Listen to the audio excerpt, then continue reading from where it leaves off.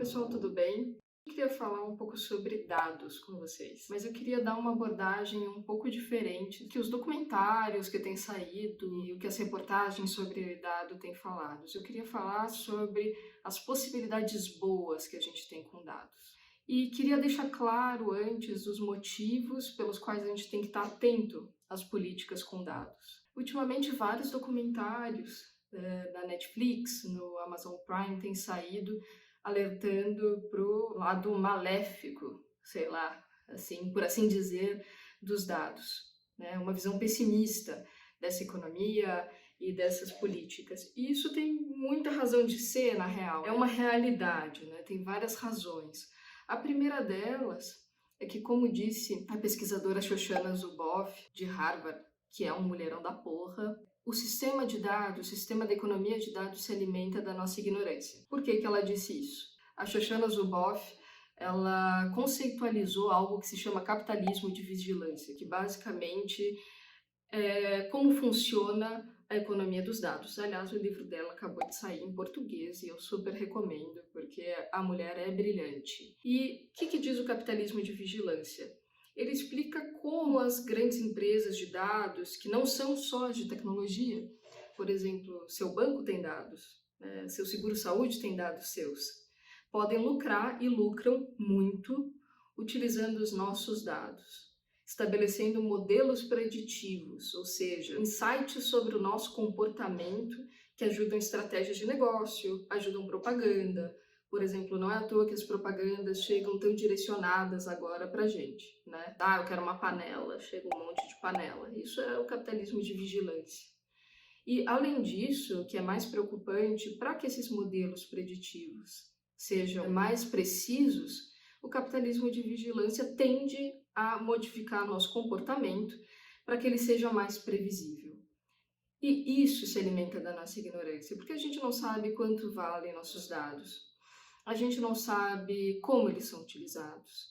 A gente não lê aqueles acordos de privacidade, porque vamos combinar, aquilo lá é enorme, letras miúdas, ninguém entende nada. Ou seja, não há transparência, não há clareza sobre isso. Outra razão para a gente ficar atento e para a gente ter essa visão pessimista, existe uma falta de regulação sobre os dados.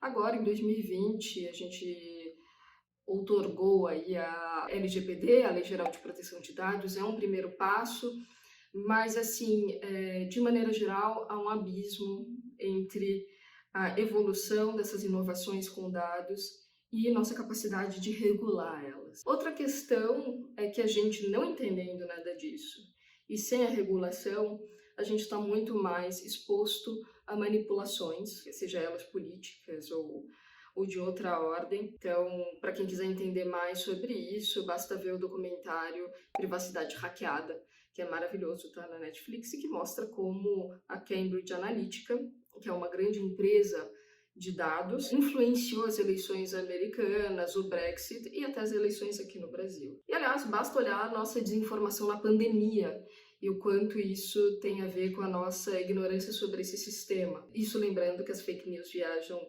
6 vezes mais rápido que as notícias verdadeiras. Por isso, todo esse viés pessimista e que de fato existe. Aliás, um dos grandes intelectuais que fala sobre isso é o meu muso Yuval Harari, historiador israelense maravilhoso que escreveu Sapiens, Homo Deus, 2 livrões fantásticos. E ele fala sobre como, pela falta de regulação e pela falta de democratização desse entendimento na sociedade civil, quem tem os dados, ou seja, as grandes corporações e os governos, podem usar eles para estabelecer formas de controle absurdas sobre a gente. Um exemplo disso é o governo chinês, que tem usado os dados de reconhecimento facial para perseguir opositores dos governos rebeldes. Isso é muito grave. Não à toa o Yuval Harari fala sobre o fenômeno do fascismo que pode ser potencializado pelos dados. A gente precisa estar atento para que esse mecanismo não potencialize estruturas que são completamente injustas, como o racismo, por exemplo. E para isso vale ver o documentário Coded Bias, que está no Netflix, que fala sobre racismo e algoritmos. Inclusive, já fiz um debate sobre ele com uma hacker antirracista fantástica, chamada Nina da Hora, no Cine Ciência do MIS. Para quem se interessar, tá aí no YouTube. Mas, apesar de tudo, há esperança. Sempre há esperança. E os dados têm um outro lado, que pode ser utilizado para fazer muito bem para o mundo, né? A potência do seu poder para o mal pode ser revertida por bem. Mas isso depende muito de um desenho ético, né? De um desenho social ético desse sistema de dados. E para isso a gente precisa muito das ciências humanas, a gente precisa pensar a filosofia, a gente precisa pensar a ética deles. Tanto que tem a diretora do departamento de ética da Universidade de Harvard, a Danielle Allen, deu uma entrevista recentemente falando que essas leis que a gente precisa, essas regulações, não saem da engenharia, nem da tecnologia mais aprimorada, elas saem da sociologia, elas saem da filosofia, ou seja, a gente tem que pensar quais são os pilares, quais são os valores inegociáveis desse sistema de dados que a gente precisa. E eu pensei aqui alguns vieses, alguns valores, alguns pilares desse sistema ético que eu particularmente gostaria de ver e para os quais já existem ações.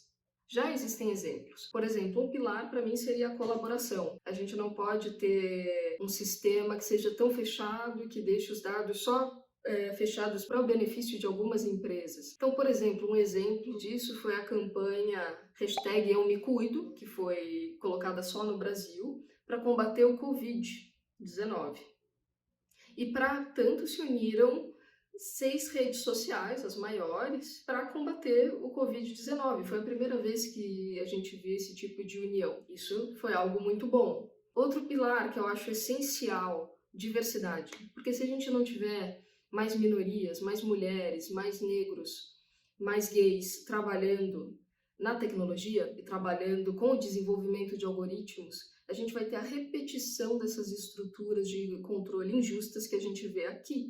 Um exemplo disso acontecendo é uma iniciativa da pesquisadora Eva Prakash, que se chama Girl, menina em inglês, Girl 2.0, que visa estimular as mulheres a trabalharem com dados. E que é algo muito bacana, para que não se potencialize essa exclusão feminina na área da tecnologia, que é muito grande. Aqui no Brasil, só 20% dos profissionais de TI são mulheres, por exemplo. Outra grande questão, grande pilar, estabelecer propósitos comuns para toda a humanidade, que sejam importantes para toda a humanidade. Um exemplo, a pesquisadora Mallory Freeman, pesquisadora e cientista de dados, estabelece estudos de como os dados de empresas privadas poderiam ser doados, assim como o tempo dos seus cientistas de dados, para combater a fome no mundo. Outra grande questão que poderia ser abordada, aquecimento global. E o governo da Califórnia já está trabalhando para uma parceria de dados para ajudar a fazer ações mais assertivas para o aquecimento global. Esse governo fez uma parceria com a organização pública do próprio governo que trabalha contra a poluição, com uma empresa chamada Plant Labs, é uma empresa de dados captados pela observação do mundo, e com o Fundo da Defesa do Meio Ambiente. Todos eles fizeram uma parceria de dados para estabelecer essas ações contra o aquecimento global. Com esses dados, essas ações vão ser muito mais assertivas. Não por acaso, agora a gente tem até uma instituição que se chama Data Science for Social Good, que é uma união de cientistas de dados que querem trabalhar para o que realmente importa. Isso tudo é belíssimo, isso tudo pode trazer um benefício enorme para a humanidade, mas isso tudo depende de um desenho ético e de uma reflexão, de uma pressão da sociedade civil para que esses valores sejam estabelecidos. E isso passa pela democratização desse entendimento do sistema de dados, desse entendimento do capitalismo de vigilância, e também pela nossa luta, pela nossa pressão como sociedade civil, pelo nosso direito aos dados. Deixando claro que essas empresas não têm o direito de fazer o que quiserem com eles. Mas eu tenho uma pergunta final para vocês. Se você tiver a possibilidade de resolver qualquer problema no mundo com o uso dos dados, o que seria? Aguardo vocês.